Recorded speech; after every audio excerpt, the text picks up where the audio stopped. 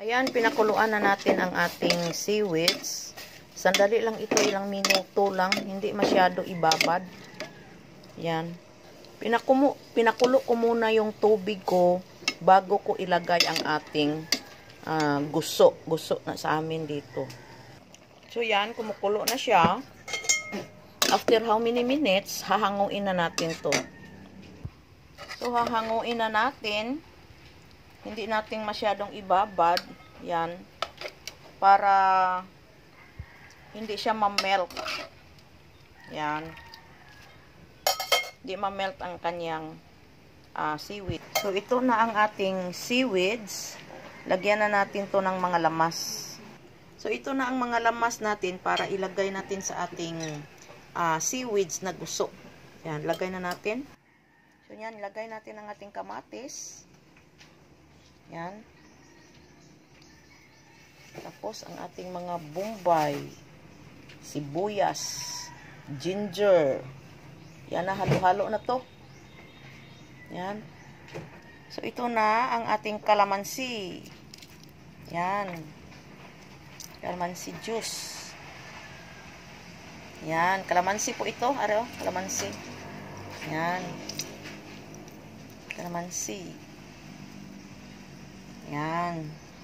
Lagyan natin ng konting asin pala, asin. At saka bitsin ng konti.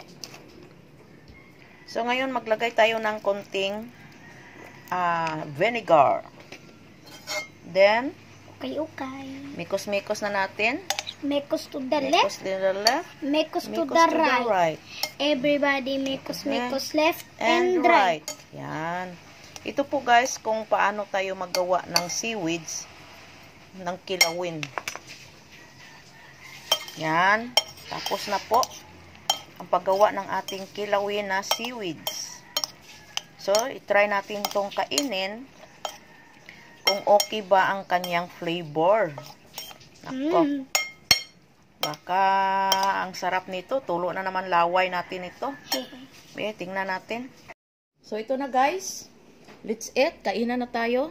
Ito na ang ginawa ko. Ako lang din natin kumakain kasi wala ditong asawa ko. Yung mga anak ko, konti lang ang kainin ito. So, let's eat guys. Try natin. Sarap. Yummy. Tomato pod. Tomatnat. Napakasarap. Sarap. Sarap. Nami kayo guys. Try you guys. Nami kayo. Try nyo guys, sarap. So.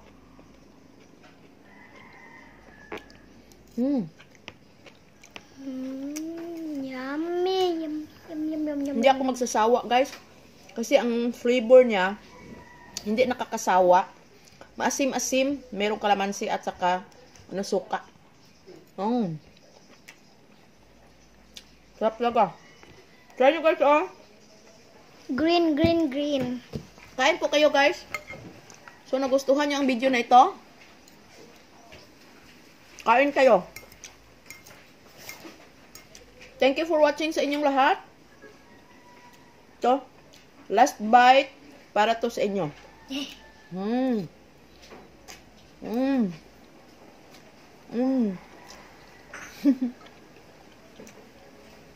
Thank you for watching guys. Bye bye. See you on my next vlog.